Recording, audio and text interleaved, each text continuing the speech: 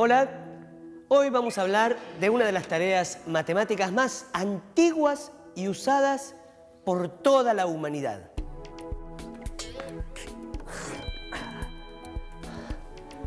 La medición de áreas. Es una actividad tan cotidiana que lo hacemos casi sin darnos cuenta. Por ejemplo, cuando jugamos al fútbol con amigos, marcamos los límites de la cancha, el tamaño del arco y las dimensiones del área. Vamos.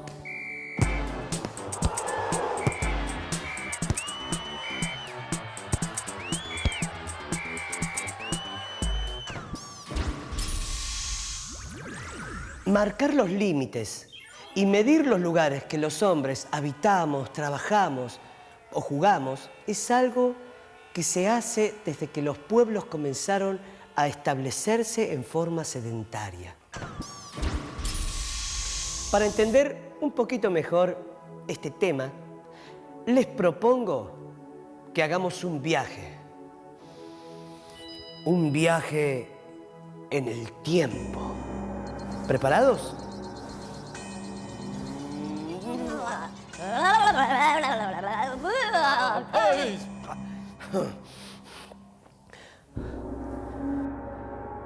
Llegamos al antiguo Egipto, tierra de arena, pirámides, camellos y el famoso río Nilo. El río Nilo atraviesa de sur a norte todo el territorio egipcio.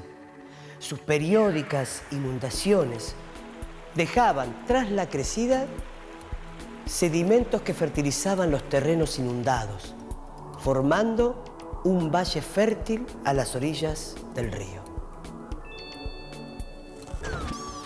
Los campesinos egipcios pagaban un tributo anual por el uso de la parcela que cultivaban.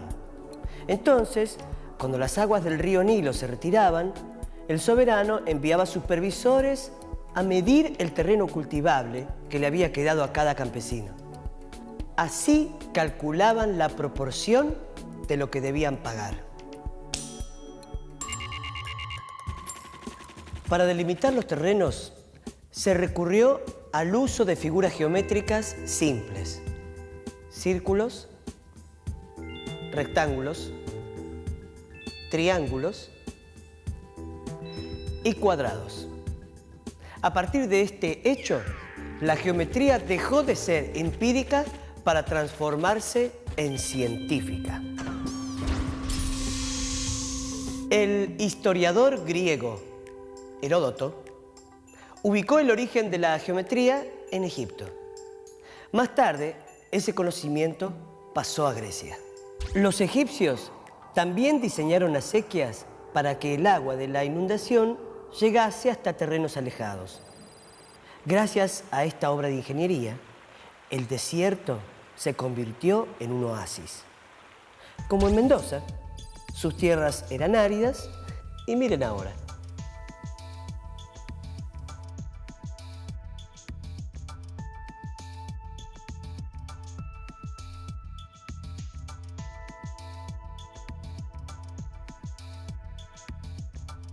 Actualmente, las crecidas del Nilo son reguladas por la represa de Asuán, que contiene el agua y la vierte hacia unos canales de riego.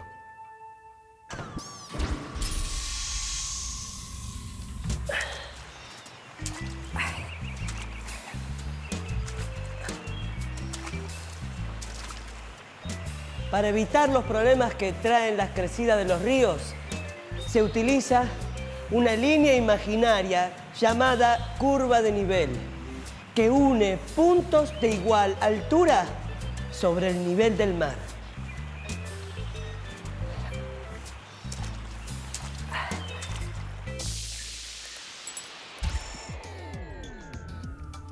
En un río tenemos una curva de nivel 0, que es la que corresponde a la altura promedio del río en los últimos 10 años. Luego, trazamos una curva de nivel, por ejemplo, a los 2 metros, que indica cuál será el borde del río si el nivel del agua aumentara 2 metros.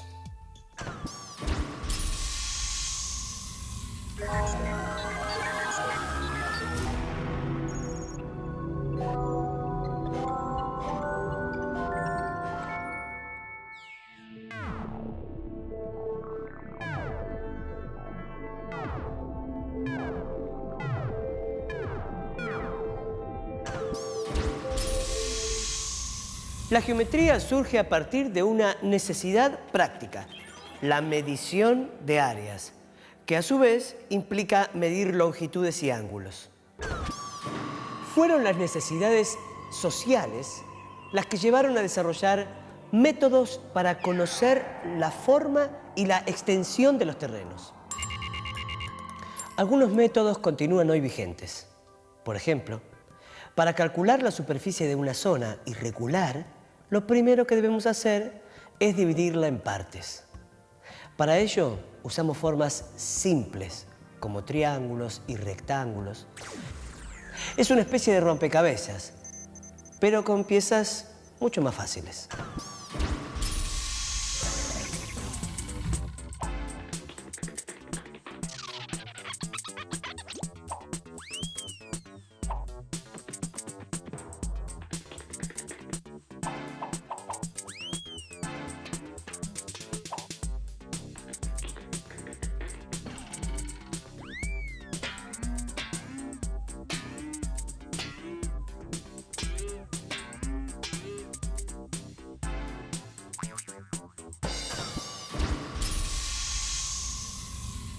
Medir es siempre comparar a cuántas unidades equivale lo que estamos midiendo.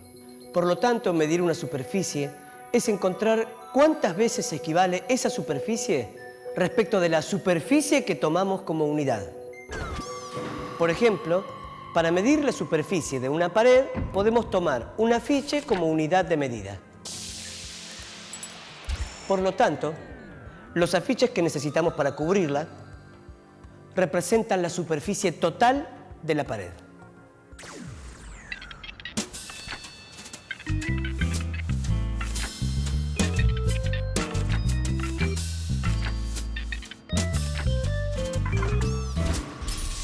Con el correr de los años, la evolución del conocimiento fue mejorando los sistemas de medición y volviéndolos más precisos. El grado de precisión con que se realizan las mediciones es determinante en el desarrollo científico. Ahora escuchemos a una autoridad sobre el tema. Bueno, la agrimensura es una profesión universitaria que abarca un campo del saber que permite al profesional de la agrimensura delimitar espacios y compararlos con los derechos que hay sobre esos espacios, que es lo que normalmente llamamos mensura.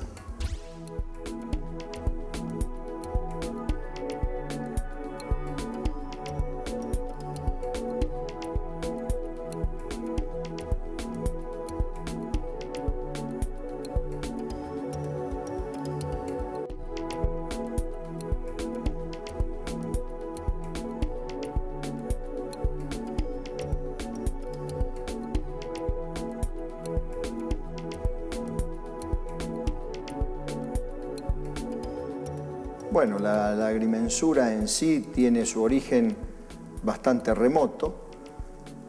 Se cuenta que en el antiguo Egipto, más o menos alrededor de 1400 años antes de Cristo, Heródoto es el que había ordenado a unos, serían el antecesor del agrimensor, que se los llamaba tiradores de cuerda, a demarcar las heredades que los agricultores utilizaban para hacer sus cultivos. Eso eran en las márgenes del Nilo. ¿Y por qué esto? Porque en las crecientes del Nilo se llevaban las marcas. El Nilo, cuando avanzaba, se llevaban las marcas, no quedaban delimitados los predios. Cuando volvía a sus cauces, había que volver a marcar. Y ahí estaban los tiradores de cuerda. Esos, digamos, que serían los orígenes de nuestra profesión, una de las más antiguas. Hasta no hace mucho tiempo atrás, cuando yo digo no hace mucho tiempo atrás, podemos hablar de 20, 30 años atrás, las mediciones se hacían con teodolitos, que se medían. El teodolito es un instrumento óptico con un transportador para llevarlo al lenguaje cotidiano que conocemos, el mismo transportador que vimos en nuestra escuela primaria, nada más que es un limbo graduado en bronce, y allí el teodolito nos permite tomar direcciones angulares, tanto ángulos horizontales como ángulos verticales. Y la medición de distancias se efectuaba con una cinta métrica. Una cinta métrica que es un fleje de acero en donde están marcadas, vienen marcas cada 20 centímetros, y era el equivalente a lo que hacían en el antiguo Egipto los tiradores de cuerda. Acá éramos tiradores de cinta. Ahora la tecnología avanzó y hay un instrumento que nos permite en él mismo realizar las dos operaciones, que es lo que nosotros conocemos como la estación total. La estación total, que es esta que está acá, es un instrumento topográfico que nos permite obtener la dirección angular y la distancia. Y además tiene unos programitas adentro incorporados que ya nos permite, además, recorrido un polígono, nos permite calcular su área directamente.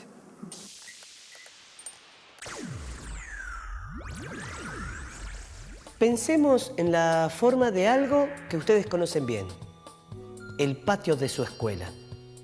Y para que quede bien lindo, queremos cubrirlo con baldosas. Pasemos a la acción matemática.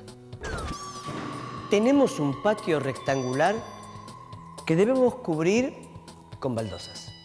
Cada una es un cuadrado de 15 centímetros. Las ubicamos y contamos la cantidad de baldosas por fila, son 10. Y la cantidad de filas son 5. Multiplicamos esos valores y el resultado es que la superficie del rectángulo es igual a 50 baldosas. Se puede calcular el área de un rectángulo cubriendo su superficie con cuadrados de una medida conveniente. En muchos casos, una unidad conveniente es un cuadrado cuyo lado mide 1 centímetro. En ese caso, la unidad de superficie es de 1 centímetro cuadrado. Si se cubre con cuadrados de 1 centímetro cuadrado la superficie de un rectángulo, entran 150 cuadrados sobre un lado y 75 sobre el otro, por lo que la cantidad total de cuadraditos que entran en el rectángulo es de 11.250. Y podemos afirmar que la superficie es de 11.250 centímetros cuadrados. Pero ¿qué pasa con un rectángulo cuyos lados no son longitudes enteras? Tomemos, por ejemplo, un rectángulo de 3 metros por 6 metros y medio. Para cubrirlo, se toman cuadrados de 1 metro de lado. Queda una parte sin cubrir. Es necesario cortar otros cuadrados en 2 partes iguales y con esas mitades cubrir la zona vacía. Al contar el número de metros cuadrados que lo cubre, es fácil ver que el área del rectángulo es de 18 cuadrados enteros más 3 rectángulos de medio metro cuadrado cada uno. Esto es, en total, 3 medios metros cuadrados, o bien 1,5 metros cuadrado. Es decir, que el rectángulo tiene un área de 19,5 metros cuadrados. Entonces, el área del rectángulo es 3 metros por 6 metros y medio, es decir, 19,5 metros.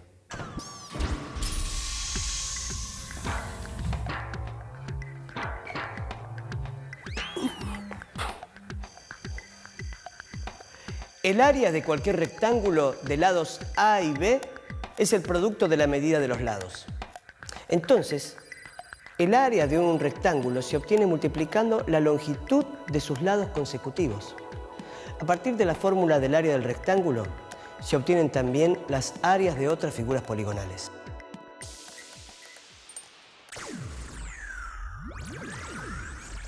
Ahora veamos cómo se calcula el área de un triángulo.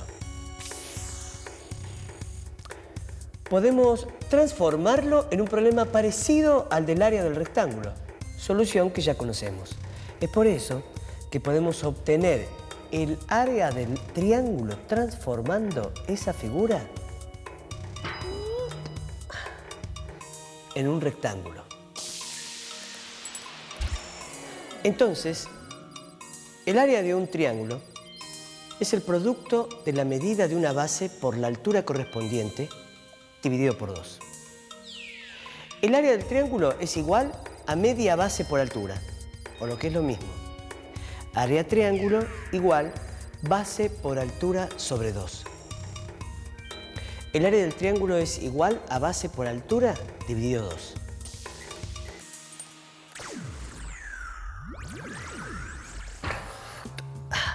Ahora sí, para calcular el área de los paralelogramos, vamos a aplicar la misma estrategia que usamos con la de los triángulos.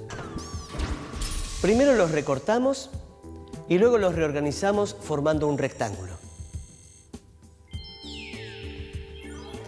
Consideremos el paralelogramo ABCD. Desde C y D se trazan perpendiculares sobre la base AB. Es visible que los triángulos ADM y BCN son iguales. En consecuencia, el área del paralelogramo ABCD es la misma que la del rectángulo ABNC. Entonces podemos afirmar que el área de un paralelogramo es también como la del rectángulo, el producto de su base por su altura. Sí, ya sé lo que me vas a decir. Si el área del triángulo es también la mitad del área del paralelogramo, ¿es posible armar paralelogramos con dos triángulos idénticos? Sí, es posible. Basta probarlo. Ahora lo vamos a hacer un poquito más difícil.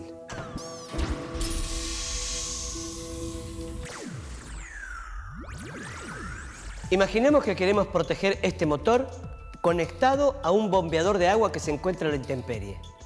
Con una chapa podemos armar una estructura con forma de prisma rectangular para colocar el motor adentro. Si las dimensiones del motor son de 80 centímetros de largo por 50 centímetros de ancho y 30 centímetros de alto, ¿qué superficie de chapa vamos a necesitar? Lo que tenemos que hacer es obtener la superficie de un prisma recto. El prisma tiene 6 caras, pero podemos diferenciar 3 partes para hallar la superficie. Las 2 bases, o sea, el piso y la tapa, y las 4 restantes, cuya superficie es la que se llama superficie lateral. El área total del prisma es la suma de las áreas de las bases, más el área lateral. En pocas palabras, lo que debemos hacer es sumar las áreas de 3 rectángulos. Hay 2 tipos de mediciones. Uno, lo que nosotros utilizamos para la mensura, que es un polígono, es decir, porque de pronto los que vivimos en ciudades hablamos de las parcelas que los llamamos lotes, que son rectángulos.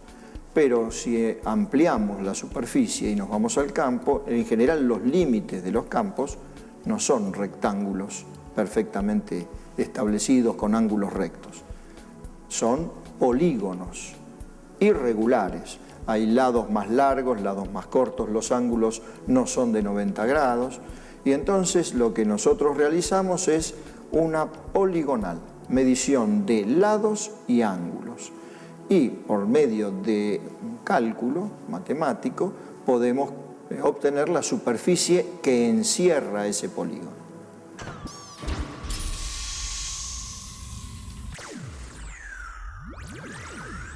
Estamos de vuelta en las pirámides. Si los antiguos egipcios hubieran querido cubrirlas de cerámicos, hubiera sido necesario primero conocer la superficie de la pirámide. ¿Pero cómo?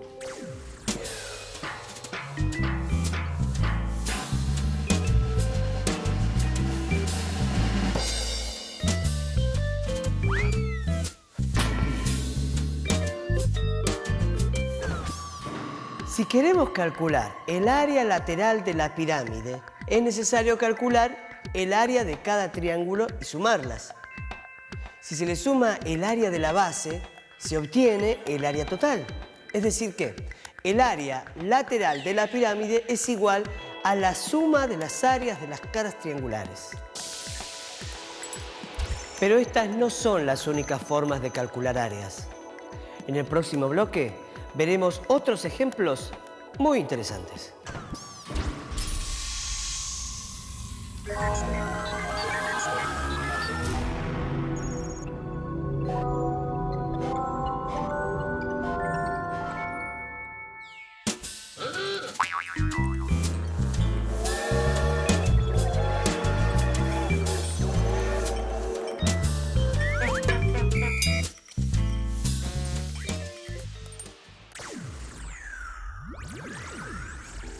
No siempre se necesita de una calculadora o de grandes cuentas para calcular áreas.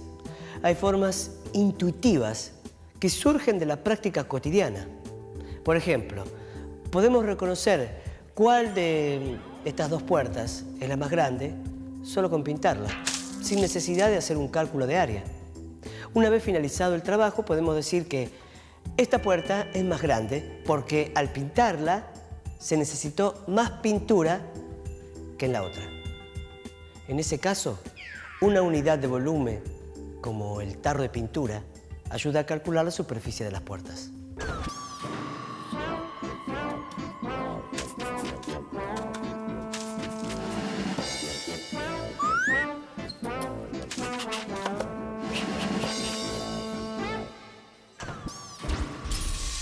Para medir las hectáreas de un campo, no siempre es necesario el uso de una calculadora. Podemos utilizar algo más grande, un tractor. Para dividir el campo, ponemos el tractor arriba de la tierra y trabajamos. 3 horas de trabajo equivale a 1 hectárea de terreno. Así es como dividimos los lotes.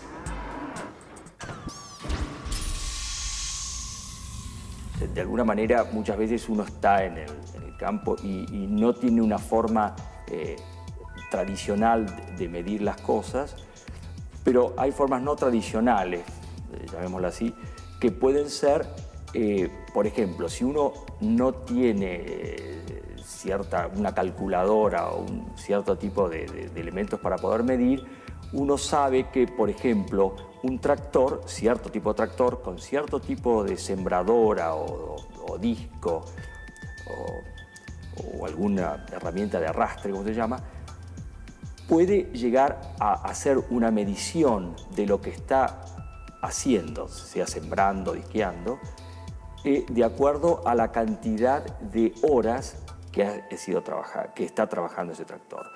Esto, al contrario que un automóvil o un camión, un tractor, su eficiencia se la mide en horas. Entonces, si uno sabe que en una hora hace 2 hectáreas, uno puede multiplicar eso al final del día y puede tener un aproximado, siempre sabiendo qué tipo de tractor y qué tipo de máquina de arrastre tiene, se puede hacer un cálculo de lo que ha sembrado. En nuestro programa de hoy nos dedicamos al cálculo de áreas. Observamos la importancia de la utilización de las curvas de nivel en zonas inundables. Medimos superficies irregulares de terreno utilizando formas conocidas por todos. Aprendimos que el área de un rectángulo se obtiene multiplicando la longitud de sus lados consecutivos. A partir del rectángulo y por sucesivas transformaciones, establecimos una fórmula para el cálculo del área de los triángulos y otra para la de los paralelogramos. Y finalmente nos ocupamos de calcular el área en cuerpos como los prismas y las pirámides, en las que nuevamente tomamos figuras más que conocidas. Como pudimos ver, la precisión en la medición de superficies, como en otras magnitudes, depende de la necesidad que lo requiere, de la habilidad de quien mide y de los instrumentos de los que se dispone. es interesante conocer cómo, en algunas ocasiones, los problemas relativos a las áreas se pueden resolver sin acudir a fórmulas. Si miramos a nuestro alrededor, quizá aprendamos nuevos conocimientos de las personas que nos rodean mientras realizan sus actividades de todos los días. Solo hay que estar atentos.